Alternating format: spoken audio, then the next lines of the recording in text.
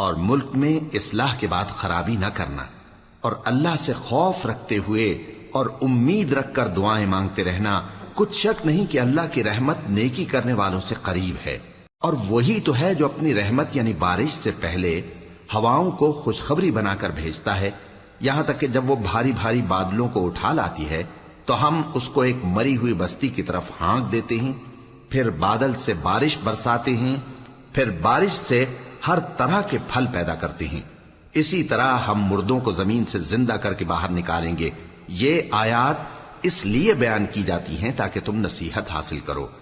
اور جو زمین پاکیزہ ہے اس میں سے سبزہ بھی پروردگار کے حکم سے نفیس ہی نکلتا ہے، اور جو خراب ہے اس میں سے جو کچھ نکلتا ہے ناقص ہوتا ہے۔ اسی طرح ہم آیتوں کو شکر گزار لوگوں کے لیے پھیر پھیر کر بیان کرتے ہیں۔ ہم نے نوح کو ان کی قوم کی طرف بھیجا